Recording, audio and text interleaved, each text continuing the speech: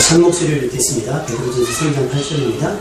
마지막으로 말하노니 너희가 다 마음을 같이하여 동정하며 형제를 사랑하며 불쌍히 여기며 겸손하며 악을 악으로 욕을 욕으로 갚지 말고 도리어 복을 빌라. 이를 위하여 너희가 부르심을 받았으니 이는 복을 이어받게 하려 하심이라. 그러므로 생명을 사랑하고 좋은 날 보기를 원하는 자는 혀를 금하여 악한 말을 그치며 그 입술로 거짓을 말하지 말고 악에서 떠나 선을 행하고 화평을 구하며 그것을 따르라. 주의 눈은 의인을 향하시고 그의 귀는 의인의 간구에 기울이시되 주의 얼굴은 악행하는 자들을 대하시느라 하였느니라. 아멘. 교회 공동체의 생활뿐만 아니라 사회에 속한 우리들에게도 성경적인 삶이 적용되어야 될 줄로 믿습니다. 성경은 교회 생활을 잘하기 위한 지침이 아니고 우리 인생 자체를 바르게 하기 위한 하나님의 지침이라는 사실을 명심하고요. 교회 안에 선포되어진 하나님의 말씀만 아니라 내가 범사에 대해 묵상하는 하나님의 말씀이 있어야 하고 또 그 말씀에 순종하려고 하는 믿음의 의지가 강하게 있어야 될 줄로 믿습니다. 그러니까 성경은 우리에게 구원에 이르는 지혜가 있게 하죠. 그러니까 어떤 사건이나 어떤 상황 때문에 구원을 잃지 않도록 지침을 주는 것이 바로 성경이라고 하는 사실입니다. 그러니까 여행하는 사람들이 반드시 나침판을 소지하는 것처럼 여러분의 삶에 항상 어떤 일을 결정하시기 전에 성경을 충분히 묵상하시고 그 말씀 붙잡고 기도하시면서 결정을 내리시고 선택할 수 있는 여러분이 되어야 될 줄로 믿습니다. 오늘 본문을 사회적으로 한번 대비해서 말씀을 드리자고 하면 오늘 본문이 그리스도인들의 사회적 삶에 대해서는 이렇게 이야기합니다. 일단 마음을 같이 하라는 거예요. 또 동정하며 형제를 사랑하고 불쌍히 여기라. 그 다음에 겸손하라. 이렇게 네 가지로 이야기할 수 있는데 마음을 같이 하는 거는 말이 쉬운 것 같지만 굉장히 어렵습니다. 우리나라 조그만 땅덩어리에서 남북이 갈렸죠. 그리고 동서가 갈렸습니다. 여야가 갈리고 노사가 갈리고 그 다음에 남녀가 갈리고 여러 가지 문제점들이 있습니다. 그러니까 마음을 같이 하는 건 되게 어려워요. 그러니까 부부는 일심동체다. 그런데도 불구하고 싸우고 다투고 한단 말이에요. 부부도 그러는데 무촌인 부부도 그러는데 형제지간은 더 그렇고요. 이웃지간은 더 그렇고요. 지역가는 더 그렇단 말이에요. 그러니까 우리는 마음을 같이 할 수 있게 주님의 이름으로 축원합니다. 그러려면 어떻게 해야 되냐면 너 나한테 맞춰 이러면 안 됩니다. 객관적인 어떤 근거에 의한 여기에 같이 마음을 모으는 거예요. 예를 들면 우리 주일학교도 지금 다음 주에 부모님을 초청하는가 연기하는가 의견이 분분합니다. 그러면 상황에 따라서 보는 사람은 그냥 어차피 하고 다음 주에 합시다 그럴 수도 있고 또 어떤 분들은 기왕이면 완성도를 높여야 그분들에게도 보낸 맛이 있고 하니까 하자. 그러면 누구의 의견을 따라야 되는 거예요? 어디에 맞춰야 되는 겁니까? 별것 아닌 것 같은데도 이것 때문에 굉장히 많이 마음이 상할 수도 있고 또 의견이 충돌이 날 수가 있는 거예요. 더 웃긴 건 뭔지 아십니까? 뭐 먹을래? 이거 하나 가지고도 제가 듣는 거예요. 난 짜장면, 난 한식 별거 아닌데. 그러니까 뭐예요? 객관적인 근거가 있어야 되는 거예요. 마음을 맞추고. 그게 뭡니까? 성경인 줄로 믿습니다. 어제 제가 결혼식장에 갔다 오면서 목사님과 많은 대화를 하는 중에 본질과 비본질에 대한 이야기를 하시더라고요. 본질이 뭐냐? 우리에겐 그리스도다. 비본질이 뭐냐? 그 그리스도를 나타내기 위한 여러 가지 방편이 저기라는 거예요. 근데 저희 교회는 차 사자마자 여기 스티커 하나 붙였잖아요. 그 교회는 지금 거의 6, 7개월 다 돼가는데 아직 못 붙였대요. 그러니까 목사님이 지금도 자매님만 돈 나오고 계시대요. 주일마다 안 붙여? 우리 참 교회 차가 아니야? 왜 안 붙여? 근데 더 웃긴 건 대방교회 목사님 승용차에는 교회 이름이 붙였어요. 근데 교회 승용차에는 교회 안 붙었어요. 그래서 목사님은 그거 때문에 이제 묵상에 들어가신 거예요. 본질과 비본질. 이 차에 교회 스티커가 붙는 게 문제가 아니고 이 차가 어떻게 활용되느냐가 문제다. 근데 제가 붙이고 보니까 이거 싸우지도 못해요. 위반도 못할 뿐만 아니라 누가 나한테 불의한 일들을 행했을 때 창문용으로 욕도 못합니다. 왜냐면 물된 동상교에 쫙 붙으니까. 아침에 주일학교에도 태우고 오는데 우리 나영이가 되게 재밌는 얘기예요. 목사님 회 먹으러 갔는데요. 그 횟집에서 아줌마가요. 물된 동상교에 오셔서 제일 좋은 교회를 했대요. 어느 집을 갔는데 저도 모르는 횟집을 갔는데 누가 물어봤을 때고 아줌마가 물어봤대요. 자기한테 어느 교회 다니냐 해서 물된 도생할 때, 그 목사님이 좋은 교회라고. 그분이 누군지 모르겠는데. 그분을 수배 한번 해야 되겠어요. 왜 좋은 교회를 안 오고 계시는지. 이게 뭐냐, 본질과 비본질의 이야기를 한다면 그런 거예요. 그러니까, 그거로 상하는 거예요. 왜 안 붙여? 안 붙이면 좀 어때? 아무것도 아닌 일인데, 마음 상하고, 갈등하고, 그러다 보니까 이게 합의가 안 되는 거예요. 여러분, 마음이 같이 하게 힘쓰기를 주님의 이름으로 축원합니다. 제 마음에 안 들면 용납해 주시고, 좀 버거우면 내가 조금 더 노력해가지고 마음을 맞추려고 하는 거예요. 이렇게 한 걸음 한 걸음, 한 걸음 한 걸음씩. 내가 좀 빠르면 늦게 가지고, 내가 좀 느리면 좀 빨리 가려고 하는 거.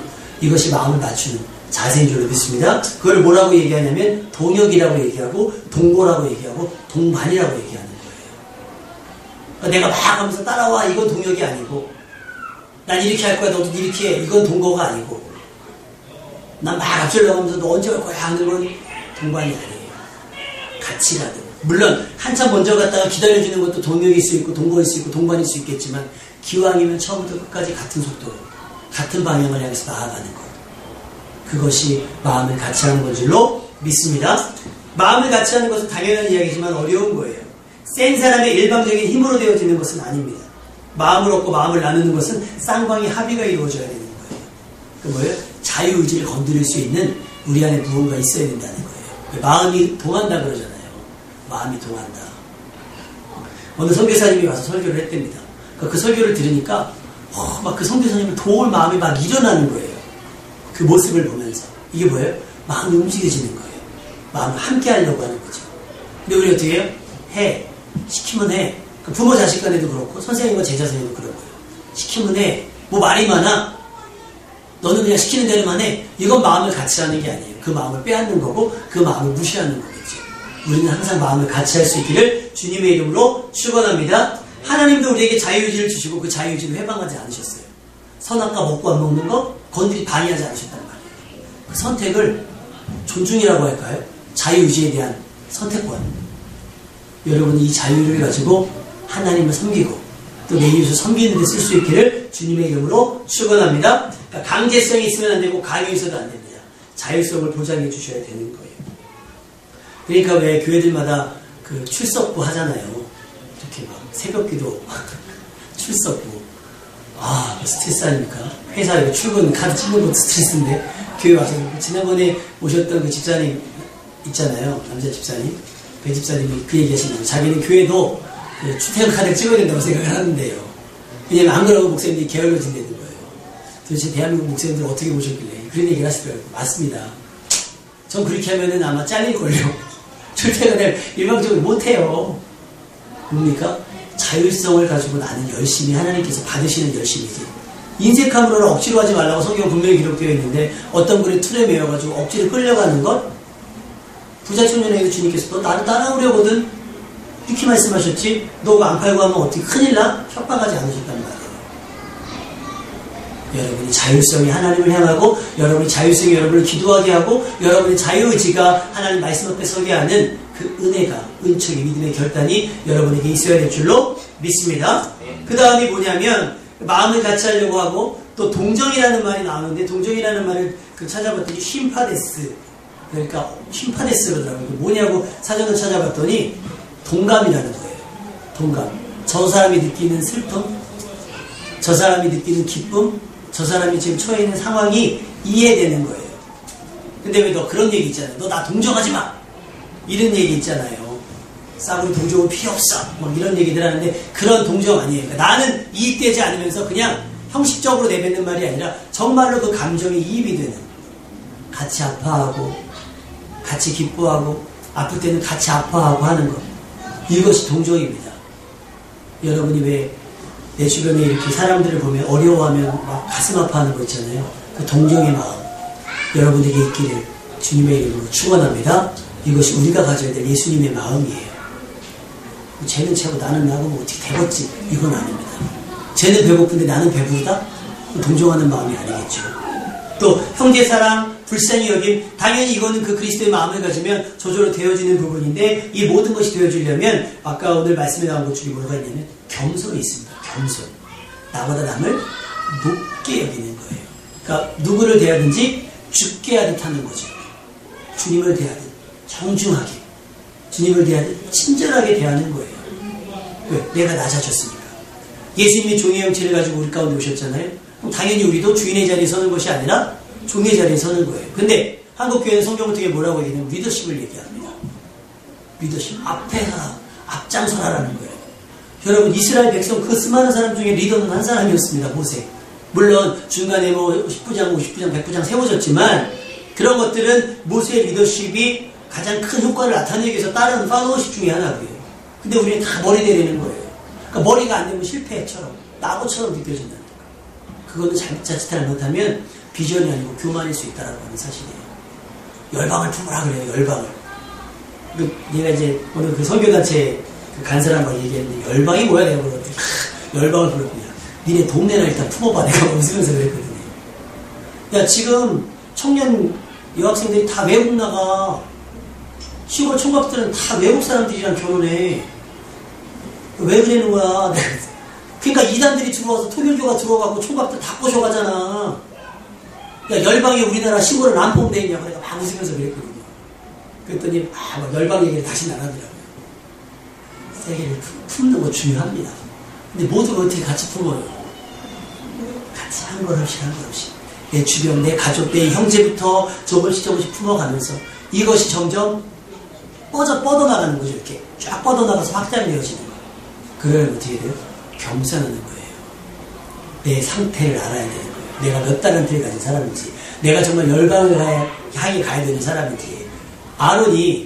아론하고 미리암이 그 모세가 이방 여자를 취해서 결혼을 했더니 뭐라고 얘기했냐면, 야, 하나님이 너하고만 얘기했냐? 우리하고도 얘기했어. 뭐 자기만 잘난 줄 알아. 이렇게 탁 쳐서 얘기했습니다.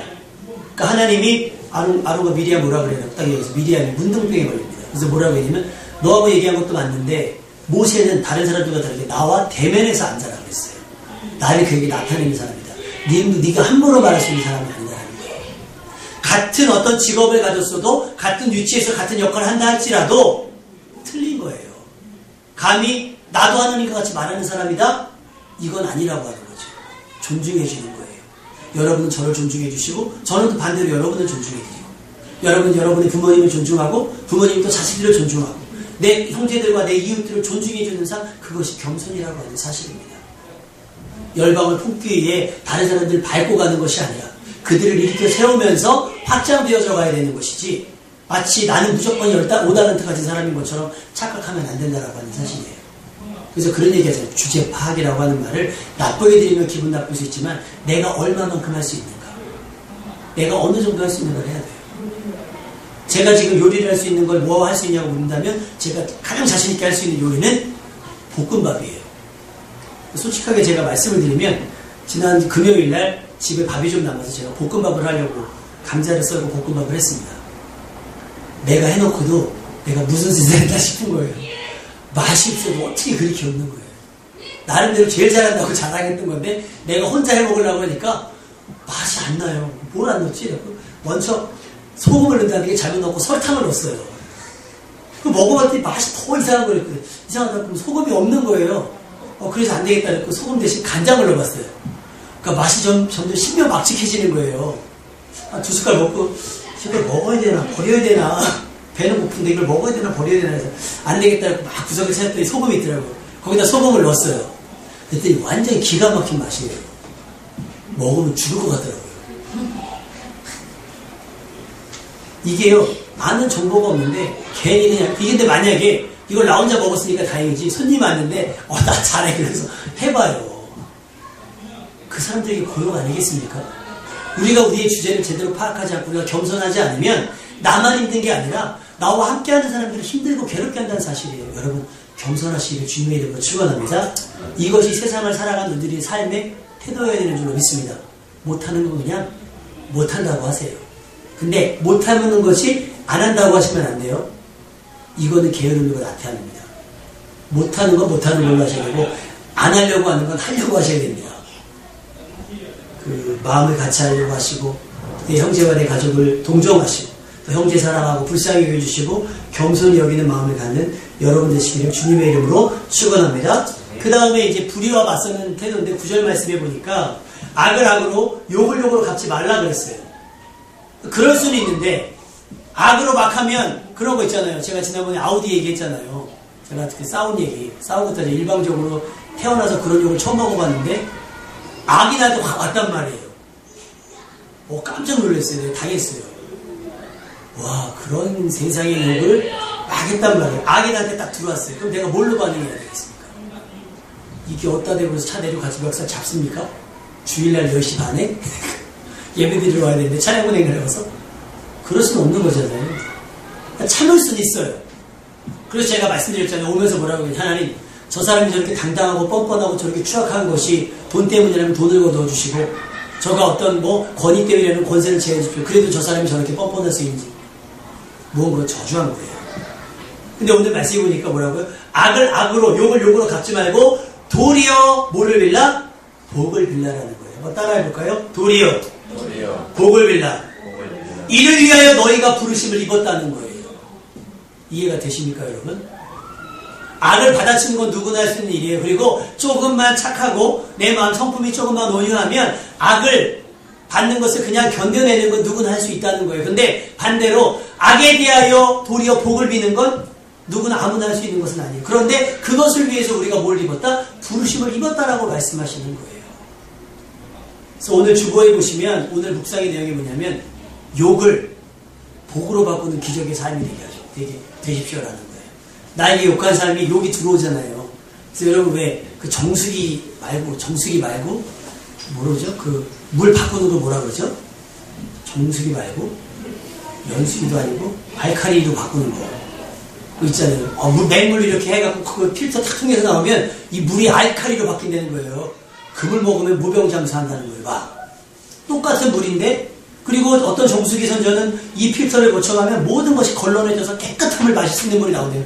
먹 물을 보도 깨끗한 물이 나온다고 막 광고에 나오는 거예요. 먹 물을 보도. 우리가 그런 필터 같은 인생이 되어야 될 줄 믿습니다. 악이 들어오면 들어요. 욕을 하면 들어요. 때리면 맞아요. 근데 그것이 우리의 삶을 통해서 돌아가는 건 뭐가 되냐면 복이 나가야 된다는 사실이에요. 아멘입니까? 정수기도 할 수 있다면 우리도 할 수 있습니다. 아멘? 정수기도 할 수 있다면 우리도 할 수 있어요. 왜? 우리는 그리스도의 보혈로 채워진 삶이니까. 아멘? 주님이 욕하는 사람을 도리어 맞대어 욕하지 아니하시고 자기를 때리는 사람을 위협하지도 아니하시고 오직 주님께 위탁했던 것처럼 하나님께 그것을 부탁했던 사람들 것처럼 우리의 삶도 우리에 대해서 악을 행하는 사람 우리의 것을 빼앗으려고 하는 사람 줘버려요. 그리고 복주세요. 하나님 잘 먹고 잘 살게 해주십시오. 축복하는 거예요. 빈말로 아니라 진심으로 축복해 줄 수 있어요. 오랫밤 치면 아이고 왼밤도 쳐주십시오. 돌려대라는 거예요. 겉옷을 달라면 속옷을 벗어주는 삶이 주님께서도 원하시는 삶이라고 하는 거예요.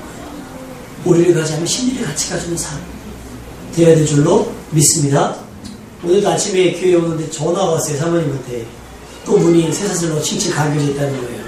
키우버리지 원장님이 이것을 갖고 왔는데 도대체 입장이 불가한 상황이 된 거죠. 안타깝죠. 그분이 일부러 그러시는 건 아니에요. 일부러 그러시는 건 아닌데 그런 상황에서 우리는 어떻게 맞서야 되는가. 당장 이보시오. 우리가 관리비내로 사는데 이렇게 하실 겁니까? 단언컨대는 그렇게 하고 난 다음에 그에게 복음을 절대로 전할 수가 없어요. 우리의 복음은 위선해야 됩니다. 그러니까 우리의 삶이 어떠해야 되는가. 우리에 대해서 불이하게 하는 사람들, 우리를 억울하게 하는 사람들, 우리를 괴롭히는 사람들에서 어떻게 해야 되는가. 단 하나요. 악을 악으로 욕을 욕으로 갚지 말고 도리어 뭐를 빌라? 복을 빌라. 그러면 저절로 되겠습니까? 안 돼요. 내 몸을 쳐서 복종시키지 않으면 안 된다라고 하는 사실이에요. 더 마음이 힘든 것은 이를 위하여 너희가 부르심을 받았다는 사실. 여러분이 그거 하라고 부르심을 받았다라고 하는 거예요. 내게 피해를 주는 일을 위해 복을 빌 수 있는 정도의 영적인 내공이 여러분에게 있어야 할 줄로 믿습니다. 말고의 길을 자른 베드로 막 기분 나서 확 잘라버리잖아요. 네가 감히 예수님께 손을 대 이 녀석 착 잘랐는데 예수님께서 말고의 길을 비춰주시면서 그렇게 얘기하잖아요. 칼을 가진 자는 다 칼로 망하는 자. 너는 내가 내 아버지께 구하여 지금 12군데나 더 되는 천사를 보내시게 할 수 없는 줄로 아느냐. 그런데 내가 만일 그렇게 하면 이런 일이 있으리라. 성경이 어떻게 이루어지겠는가. 잃어버린 자를 찾아 구원해야 되는데 잃어버린 자를 찾아 구원하면서 싸우고 다투고 같이 욕하고 시비하면서 무슨 복음을 전한다고 하겠습니까? 예수님께서 항상 하나님의 뜻에 자신의 삶을 맞춘 것처럼 우리의 삶도 하나님의 뜻에 맞춰줄 수 있게 주님의 이름으로 축원합니다. 그러니까 내가 욱해서 이 사람이 변화될 수 있고 내가 욱해서 이 사람을 구원할 수 있으면 욱해도 되는데 내가 욱하는 것이 이 사람의 구원을 해방한다? 그것은 우리가 주의해야 된다는 사실이에요. 차라리 내가 좀 더 욕먹고 내가 좀 무시당한다 할지라도 복을 빌어주고 복을 받는 것이 하나님이 우리를 부르신 이유, 축복의 통로로서의 삶이라고 하는 거예요. 여러분이 빌어주셔야 그들이 복을 받습니다. 악에서 떠나 선으로 화평을 구하라고 또 오늘 본문에 말씀하고 있습니다. 악에서 떠나 오히려 어떻게? 어설프게 서 있지 말고 선으로 행하라는 거예요. 악이 아니라. 이사야서 52장 7절 말씀에 보니까 뭐라고 기록되어 있냐면 좋은 소식을 전하며 평화를 공포하며 복된 좋은 소식을 가져오며 구원을 공포하며 시온을 향하여 이르기를 내 하나님이 통치하신다 하는 자의 산을 넘는 발이 어찌 그리 아름다운가 기록되어 있습니다. 그러니까 여러분이 복음을 전하는 곳은 평화해져야 되는 거예요. 웅성웅성되면 안 돼요. 위로가 있어야 됩니다. 아멘입니까? 축복이 있어야 되고 격려가 있어야 된다라고 하는 사실이에요. 제가 재미난 것을 인터넷에서 발견을 했어요. 뭐가 있냐면 택배 왔습니다. 혹시 여러분 보셨는지 모르겠어요. 주문한 것이 있어가지고 집에서 기다리고 있는데 너무 사고 싶은 거예요. 그래서 주문을 했어요. 근데 금방 온 거예요. 그 다음날 띵동으로 누구세요? 택배 왔습니다. 하고 신나서 달려가고 현금으로 딱 듣더니 하나님의 사랑을 듬뿍 담은 택배가 도착했습니다. 그래서 전도하는 분들이 오셨다는 거예요. 그분이 열받아가지고 욕을 하고 물론 쾅 닫았다는 거예요. 복음을 이렇게까지 전해야 합니까 우리가? 복음을 듣는 사람이 기분이 좋은 게 아니라 여태까지 좋고 설레했던 기분이 잡혔다고 그러잖아요. 세상 사람들은. 기분 잡혔어. 우리의 예배가 우리의 어떤 하는 모든 교회 사역들이 주변 사람들에게 유익이 되고 만족이 되고 행복이 되어야 되는데 불편이 되면 되겠습니까? 심지어는 어떤 분이 공원 근처에 있는 교회인데 아마 공원 근처에 이렇게 차를 대고 애랑 이렇게 산책을 하고 돌아왔나 봐요. 그런데 교회 근처에 차를 대는 차에다 누가 매직으로다가 일, 수, 금 주차를 금합니다 써놔서 본넷대에다가 매직으로. 이게 무슨 은혜가 되겠습니까 여러분? 그렇게 예배드리면 무슨 은혜가 되고 무슨 유익이 되겠습니까? 그래놓고 교회들이 어떻게 해요? 지역마다 길거리에 도로 쫙 막아놓잖아요. 이게 누가 허락을 해준 거예요? 아무도 허락을 해준 거예요. 왜 복음을 가지고 산을 넘는 자들이 아름다워야 되는데 우리가 전하는 복음은 사람들이 불쾌해하고 사람들이 기분 나빠하고 사람들이 싫어하냐는 거예요. 점검해보자는 거예요. 좋은 소식을 전해야 되고 평화를 공포해야 되고 복된 좋은 소식을 전해야 되는데 거기에 구원이 묻혀져 있어야 되는데 우리의 삶, 우리의 전하는 복음은 서로 불편하고 억울하고 힘들다라고 하는 사실이죠. 에베소서 6장 10절에서 17절도 그렇게 얘기하고 있습니다. 우리가 입어야 할 전신갑주에서 우리에게 평안의 복음에 준비한 것으로 신으시는 거예요. 그러니까 우리가 가서 불을 던지는 게 아니고 우리가 뭐를 평안의 복음에 준비한 것으로 우리가 가는 곳에 화평해야 되는 거예요. 싸우는 사람들이 풀어줘야 되고 이렇게 막 렌저에 막 신경이 올랐던 사람들이 차분해져야 되고 그런 은혜가 있어야 되지 않겠습니까? 제가 병원 예배를 매주 들어가면서 나중에 여러분 시간 되시는 분 오면서 함께 예배 드려보세요. 처음에는 예배를 못 드릴 지경이에요. 그래서 딴소리 하고요. 뭐 지금도 없는 분 예배를 못 드릴 지경이에요. 그렇다고 막 얘기하면서 주의시키기에는 주일학교도 아니고 어려운데 지금은요 너무 진지한 거예요. 그러니까 내가 막 질문을 하면 너무 경건한 대답을 해가지고 그런 거룩하고 경건한 대답 말고 좀 편하게 얘기합시다.